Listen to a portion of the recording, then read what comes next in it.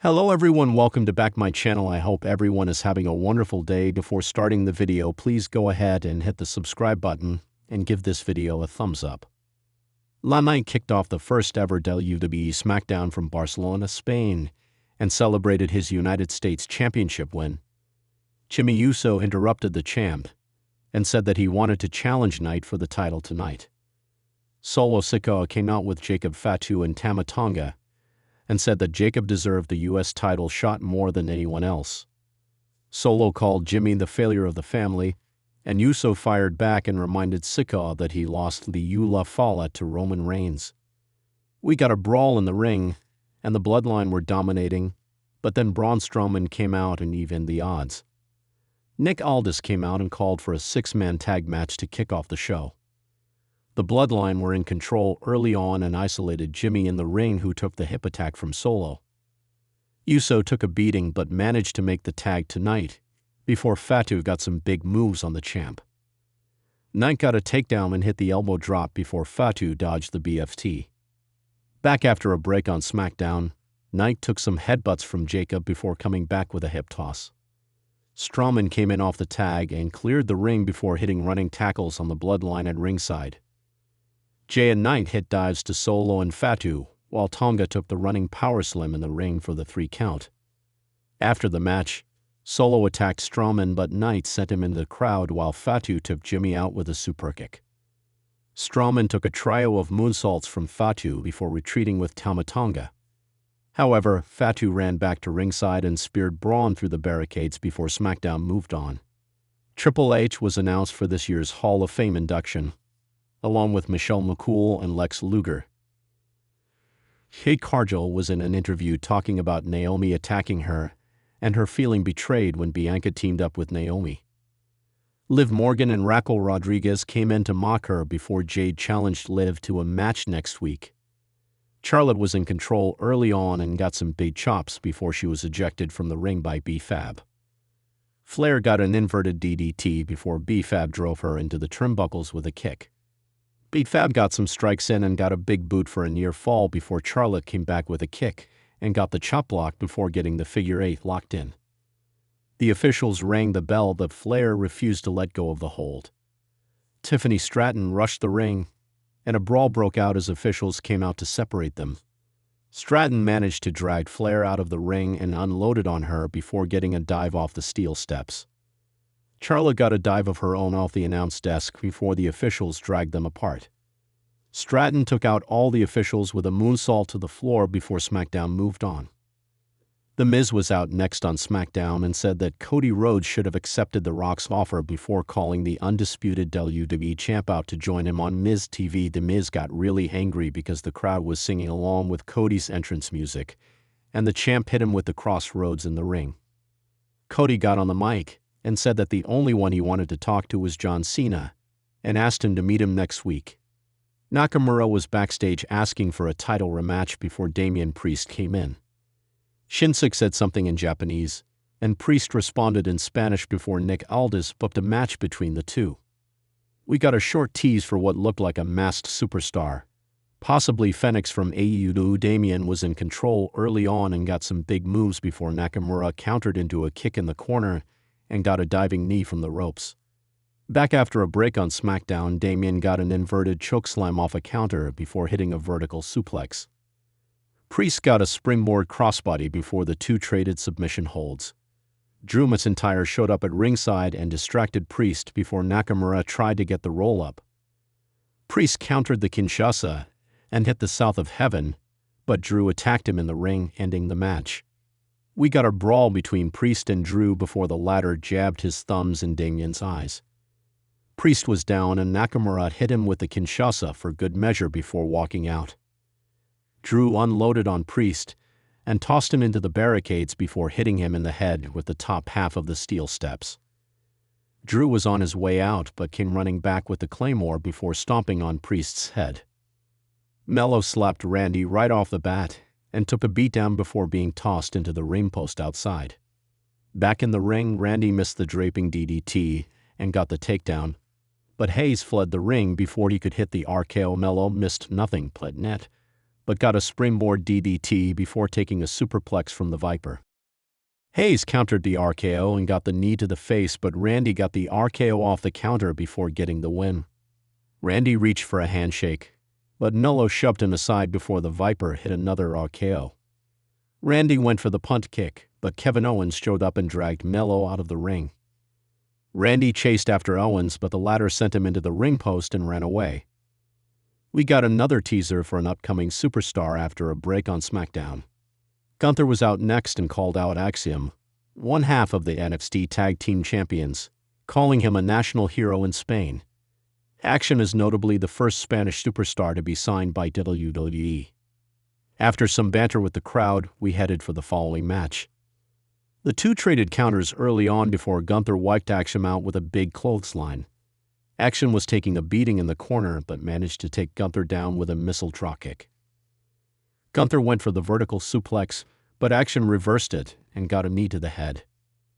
Gunther got the running dropkick and the powerbomb for a near fall before trying for a top rope powerbomb. Axiom turned it into a Hurricane Rana before getting the golden ratio kick for a near fall. Gunther got the powerbomb for the win before locking in the sleeper hold. Officials came in to break it up and dragged Axiom away before SmackDown moved on. Paul Heyman was out next and said that today was Roman Reigns' day since WWE 2K25 is officially released today.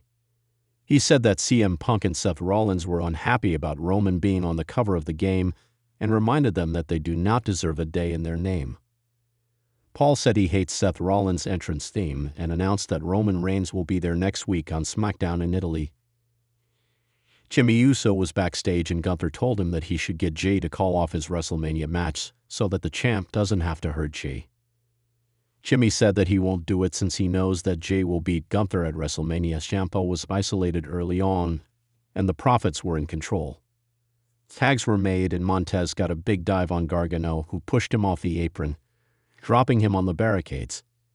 Back in the ring, Ford took a double-team beatdown before Ciampa got a top-rope finisher for a near fall.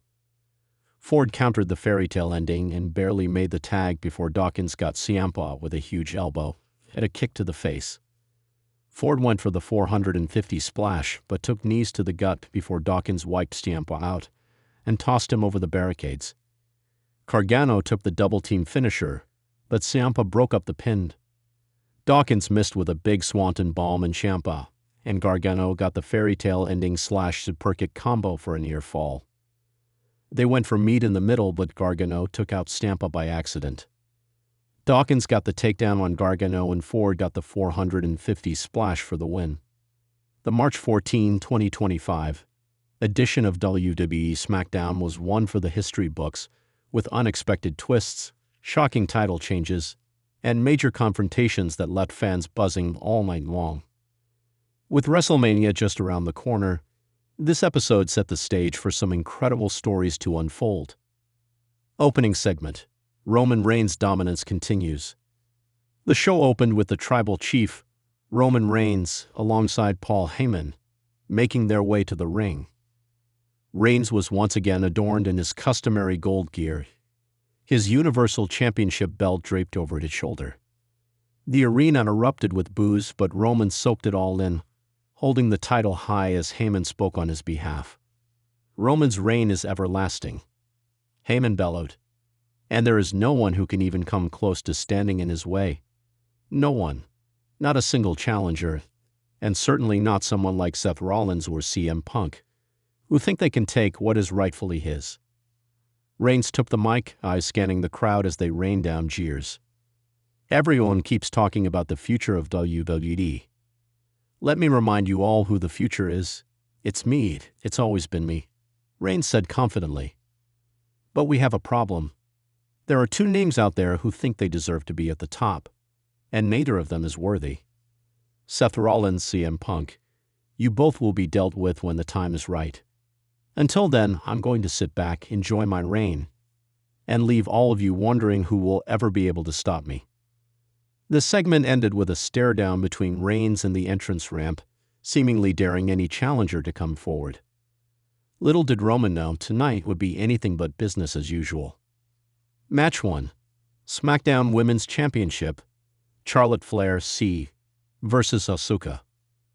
The first match of the night was a high-stakes encounter, as Charlotte Flair defended her SmackDown Women's Championship against the ever-dangerous Asuka. Both women were no strangers to championship bouts, and this was expected to be a technical masterpiece. The match was back and forth, with both women showcasing their signature moves. Asuka's deadly submission attempts and fierce striking collided with Charlotte's athleticism and power. The crowd was split, chanting for both competitors as they matched each other move for move. However, just as Charlotte seemed to have the upper hand, locking in the figure eight, a shocking interference occurred. Out of nowhere, Asuka ran down the ramp and jumped onto the apron, distracting the referee. The chaos allowed Asuka to break free from the hold and deliver a devastating Asuka lock. Charlotte fought valiantly but was forced to tap out as Asuka took advantage of the distraction. The referee called for the bell, and the arena exploded with excitement as Asuka became the new SmackDown Women's Champion. Result: Asuka wins via submission and becomes the new SmackDown Women's Champion. After the match, Io Sky and Asuka celebrated together in the ring, signaling the formation of a dangerous new alliance.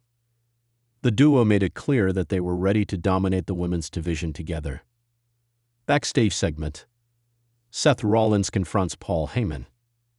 Backstage, Seth Rollins was seen storming into Paul Heyman's office.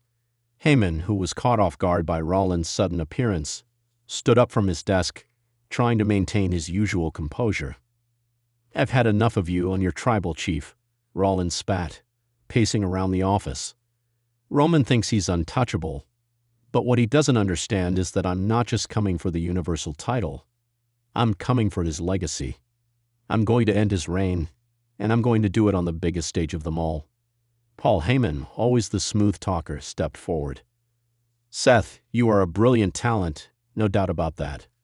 But you are also a fool if you think you can stand against Roman Reigns. There is only one true tribal chief, and that is Roman." Rollins paused and smirked, his eyes narrowing as he leaned in closer to Heyman. "I don't need to prove anything to you, Paul. I've already proven I'm better than Roman. I just need the chance to show the world.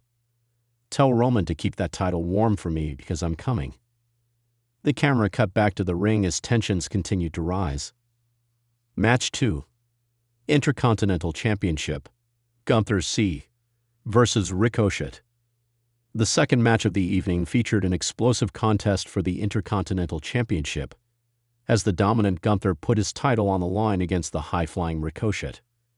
Ricochet, known for his breathtaking agility, came out swinging with a fast-paced offense, while Gunther relied on his brutal, methodical approach. Ricochet showcased his athleticism, flipping and diving around Gunther, but Gunther's size and power were too much to overcome. Ricochet landed a beautiful springboard 450 splash that almost secured the win, but Gunther kicked out at the last moment. As the match wore on, Ricochet's pace began to slow, and Gunther started to take control, punishing him with stiff chops and a series of powerful suplexes. The end came when Gunther hit Ricochet with a thunderous powerbomb into the turnbuckle, followed by a last symphony, a brutal powerbomb into a stiff lariat. Gunther covered Ricochet for the 1-2-3. Result: Gunther retains the Intercontinental Championship via pinfall. After the match, Gunther stood over Ricochet's fallen body, holding his title aloft. But suddenly, the lights in the arena went out. When they returned, Karrion Kross was standing in the ring with a menacing look on his face. Kross had been silent for weeks, and his presence was a chilling reminder of the danger lurking in the shadows. Gunther stared down Kross, who slowly pointed at the Intercontinental title. The message was clear. Kross was coming for the gold. Unexpected debut: the return of CM Punk.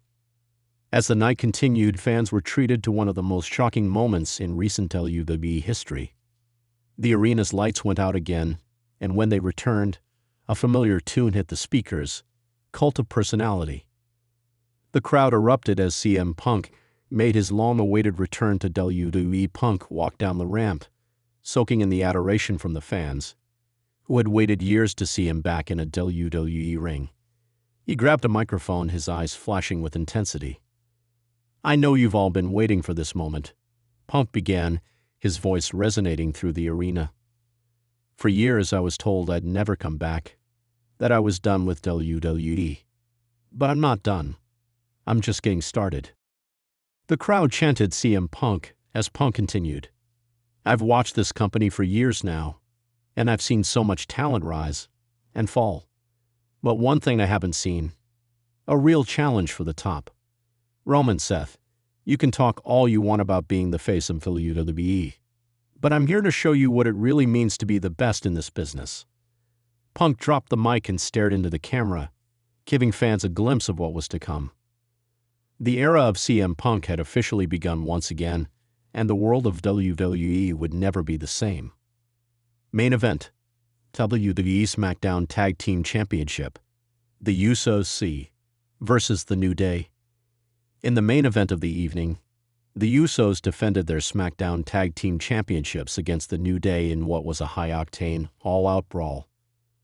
The two teams have been rivals for years, but tonight, the stakes were higher than ever. The Usos, under the leadership of Roman Reigns, were looking to solidify their place as the greatest tag team in WWE history. Meanwhile, The New Day, led by Kofi Kingston and Xavier Woods, were looking to capture the titles once again and prove they were still at the top of their game. The match was a spectacle of aerial attacks, superkicks, and high-impact maneuvers.